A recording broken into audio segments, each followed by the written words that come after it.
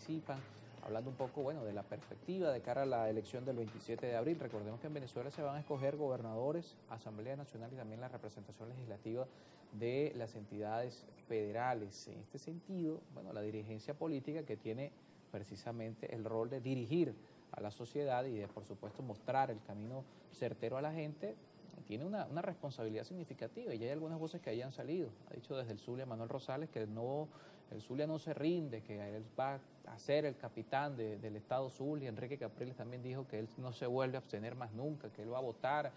Los ADECOS están en su consulta, otros partidos también están en sus consultas, e insisten otros dirigentes políticos, el liderazgo legitimado que dice Jesús Chuo Torrealba, que bueno, le ha dicho al país en algunas entrevistas semanales, entre algunas otras frases, bueno, que solo Dios sabe cuándo va a salir el gobierno, y eso dentro de todo este escenario, sumado por supuesto a lo que hablamos de estos llamados a no participar, quien vote no está con la gente, también está escrito en un comunicado de este sector político, y habla precisamente de cómo esos liderazgos, bueno, tienen que cambiar o verificar el panorama en medio de esa estrategia, ¿no? Sí, te decía al principio que estamos en presencia de la necesidad de un ajuste en la estrategia del campo democrático. La situación pre y post 28 de julio es claramente distinta. Todo el mundo reconoce que el 28 de julio fue un parteaguas, y todo el mundo también reconoce que hay que proteger, que hay que reivindicar el 28 de julio, y yo he insistido, reivindicar el 28 de julio no solamente es que el gobierno reconozca el resultado hoy secuestrado,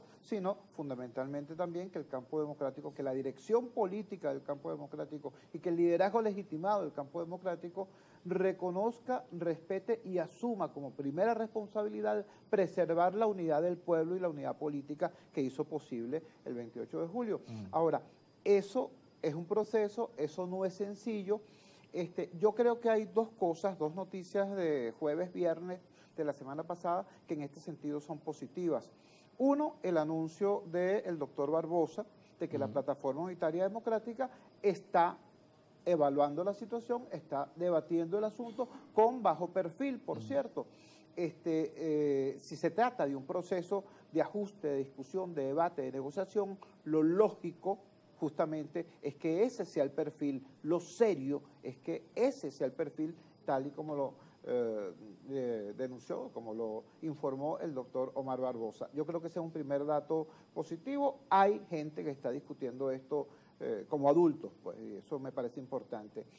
Un segundo dato muy importante fue la declaración del secretario de Estado norteamericano Marcos Rubio, de jueves para viernes, cuando dice Marcos Rubio que él, y ojo, estamos hablando del jefe de la diplomacia norteamericana, estamos hablando del secretario de Estado, no estamos hablando del senador de la Florida, sino del secretario de Estado. Dice, él no espera cambios en la situación política de Venezuela antes de diciembre de este año. ¿Por qué yo creo que eso es importante? Porque lo que diga Marcos Rubio sea santa palabra o cosas por el estilo, no, sino porque le da mensura el factor tiempo, y eso es demasiado importante. Alguna vez conversamos nosotros, creo que acá mismo, que el vector tiempo es muy importante, porque si tú tienes claro si esta es una lucha que se va a verificar en el corto plazo, claro, entonces, bueno, si esto se verifica, si el conflicto político venezolano se resuelve en días o semanas, tú tienes una postura determinada. Claro. Tú dices, yo no hago absolutamente nada hasta tanto no se me reconozca lo del 28 de julio. Pero si este conflicto político no se resuelve en días o semanas, sino en meses y quizás en muchos meses, entonces tú tienes que definir qué vas a hacer frente a la realidad política, frente a la realidad social, frente a la demanda económica de la población y frente a las realidades políticas, entre ellas las elecciones. Claro, tú tienes que porque la expectativa no es sostenible en el tiempo con la inacción. O sea, y una cosa muy importante, por eso me refiero a la declaración de Marcos Rubio. Otros voceros de oposición, cuando se les ha preguntado, ok, ¿y esto para cuándo es? Entonces responden apelando a la voluntad divina. El tiempo de Dios es perfecto, vamos a ganar porque vamos de la mano de Dios. No sigamos metiendo a Dios en cosas que tenemos que definir los ciudadanos y que tienen que definir ellos, los dirigentes políticos. Entonces, en ese sentido creo que es un avance importante, una precisión importante lo que dijo Marcos Rubio. Si el escenario, ¿no?, la resolución del conflicto político es no de días o semanas, sino de meses y quizá muchos meses, entonces hay que hacer un ajuste mayor a la estrategia. El campo democrático se enfrenta a una situación harto conocida ya, así como dijimos, el gobierno está conservando privilegios, está reaccionando frente a los cambios, es decir, es una fuerza conservadora y reaccionaria. La oposición, el campo democrático, va a entrar en un proceso de resistencia democrática frente a esta situación. ¿Cómo resistes tú? Tú puedes resistir, la política la hacen los seres humanos, entonces si vas a armar, vas a construir una resistencia democrática, por supuesto, pacífica, constitucional, legítima. Bueno, necesitas para eso dirigentes gremiales, dirigentes sindicales, dirigentes comunitarios, líderes de opinión, todo eso es verdad, y necesitas líderes políticos.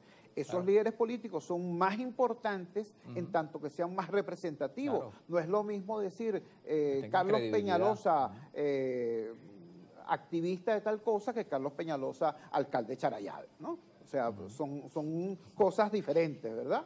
Entonces, creo que, repito, frente a este vector de tiempo así redefinido, tiene el campo democrático que definir su ajuste en la estrategia. Yo confío en que lo van a hacer y creo que lo van a hacer de manera unitaria y creo que todos tenemos que aprender el liderazgo legitimado, que por cierto yo creo que hay que conservarlo. Yo creo que se equivocan aquellos dirigentes de oposición que se estén frotando las manos y pensando que el desgaste de María Corina o de Edmundo lo pueden capitalizar ellos. Yo creo que se equivocan, yo creo que si eso llega a pasar, es decir, si hasta el final termina ocurriendo lo que le pasó a aquello de gobierno de transición, cese de usurpación y elecciones libres, si le pasa lo mismo, eso va a ser una tragedia para todos y nadie va a capitalizar semejante desmadre. Ahora, repito, el liderazgo legitimado también tiene que leerse a tablante ayer y entender que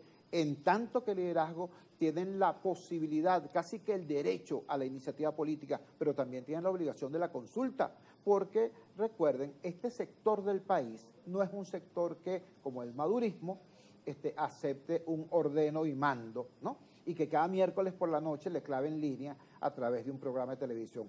Esta es una realidad distinta, esta es la nación. El único factor que podía derrotar al trinomio gobierno-partido-estado, como fue derrotado la noche del 28 de julio, no es un partido, no es una alianza de partidos, fue la nación. Esa nación es plural, es diversa y necesita que se converse y sea liderada, no mandoneada. De eso se trata. ¿Cómo ve Jesús Chugo Torrealba, más allá de lo que pase con los liderazgos políticos, la confianza de esa nación en la vía electoral? Porque podemos hacer el ejercicio de, bueno, los políticos se pusieron de acuerdo, todo el mundo dijo hay que votar, vamos a participar y llaman a la gente, pero bueno, la gente con la duda que se sembró después del 28 de julio y con la cantidad de cosas que se dijeron después del 28 de julio, digan, bueno, pero ustedes mismos me dijeron que no se podía votar, ahora me van a decir que se vote. Yo creo que hay que ver, primero, que hay una dificultad objetiva, ¿no? El gobierno, dentro de esa reacción alérgica a los cambios, incurrió en algo muy delicado, incurrió en la persecución y en el hostigamiento a ciudadanos cuyo único delito fue ser miembro de mesa, ser testigo de mesa, participar en la recolección, procesamiento y publicación de actas, es decir, criminalizó el papel que el ciudadano podía jugar en la justa electoral. Eso es muy grave y genera ciertamente un impacto de temor. Que va más allá del liderazgo político. Va mucho más allá, por eso estoy hablando del papel del ciudadano en la justa electoral. Pero también yo creo que es importante, repito, tomar perspectiva. ¿Qué es lo que nos indica la realidad del país? Bueno, que la opción preferente de los ciudadanos para generar cambios siempre ha sido la electoral al revés de la violencia. Mira, y lo puedes ver en los últimos 25, 30 años. Chávez es un buen ejemplo de eso. Chávez fracasó rotundamente cuando intentó llegar al poder a través de las armas, cuando intentó dar un golpe de Estado sangriento y hacerse de esa manera del poder. ¿Cómo llega Chávez al poder? Llega por la vía electoral. Otro ejemplo importante, el caso de María Corina. María Corina pasó muchísimo tiempo diciendo no se puede votar, no hay condiciones, no se puede votar, no hay condiciones, hay que buscar otras vías, el TIAR, no sé qué cosa, tal. ¿Cuándo llega María Corina a convertirse en el fenómeno político que es hoy? Cuando asume también la vía electoral. Entonces, ojo, no estoy desmereciendo las dificultades que existen y son severas, entre otras cosas porque el gobierno se puso a trabajar para que fueran severas, para desestimular la participación electoral de esa mayoría que quiere cambio, obvio. Entonces, yo creo que ese es un primer tema que hay que ver. Tomando perspectiva, tú ves que esa es la opción preferente del pueblo venezolano. Ahora, ubicándonos en este momento, yo llamaría a los dirigentes de oposición con muchísimo respeto, con muchísimo respeto. Ellos son los dirigentes, ellos son los que están en esa jugada. Nadie puede pretenderse manager de tribuna, pero me parece importante preguntarles lo siguiente. Ustedes están en rebeldía frente al proyecto autoritario, porque el proyecto autoritario no quiere que ustedes participen en elecciones. El proyecto autoritario levantó la ley Simón Bolívar, ¿no?, justamente para impedir que participen en elecciones. El proyecto autoritario desempolvó el artículo 32 de no recuerdo qué ley que plantea el señor Ameliach, justamente para evitar que participen en elecciones. Entonces, si están en rebeldía frente al proyecto autoritario, y el proyecto autoritario no quiere que vayas a elecciones, entonces, ¿en qué consiste la rebeldía? Si el gobierno no quiere que tú participes, tú vas a decir, bueno, sí, yo no voy a participar. Esa es la rebeldía. Digo, para que lo estudien, ¿no? A lo mejor sí, a lo mejor esa es la vuelta. Yo, como ciudadano, no estoy en este momento, como no estuve en la anterior conversación que tuvimos, a favor ni en contra de tal o cual planteamiento. Yo pido una reflexión nutritiva, yo pido respeto al pueblo venezolano que quiere cambio. Por eso yo les digo, en este momento, ¿cuál es el mejor homenaje que se le puede rendir a los casi 8 millones de votos del 28 de julio por el cambio? ¿Cuál es el mejor homenaje a los 2.000 presos? ¿Cuál es el mejor homenaje a las víctimas fatales post 28 de julio? Dividirse. Piénsenlo. Y no me vengan a decir, no, porque es que no se trata de que aquí todo el mundo está en esto. Porque el cuento de que estamos todos unidos porque yo niego la existencia del otro, ya ese es un viejo cuento también estilo chavista. O asumir que se está con la gente al no participar, porque también es... Ya dijimos, la opción fundamental histórica del pueblo venezolano ha sido la opción electoral. Claro. Y ojo, hay un tema importante que es descaraqueñizar el debate. Los caraqueños, en tanto que siempre han tenido en la acera de enfrente al poder nacional los rostros de órganos como alcaldías, concejalías, consejos legislativos, no le parece demasiado relevante porque ahí tienes directamente al poder nacional para reclamarle o para obedecerle. En cambio, en la provincia, en la Venezuela profunda, el primer rostro que te da el poder es justamente el alcalde, el gobernador, el diputado de la Asamblea Legislativa.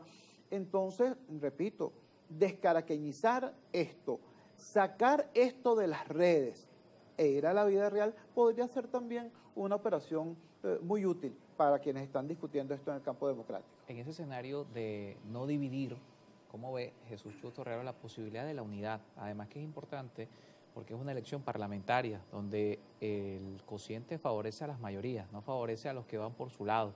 Y hoy, en ese sentido, bueno, hay unos que dicen que van a ir como sea, otros dicen que, bueno, que se puede plantear el escenario donde la oposición vaya dividida no en 2, sino en 3, incluso algunos van hasta 4 planchas que se pudieran presentar. Vamos a hablar de eso al regreso de la pausa ya para cerrar la entrevista con Jesús Chugo Torrealba. Antes de ir a la pausa, nuestro compañero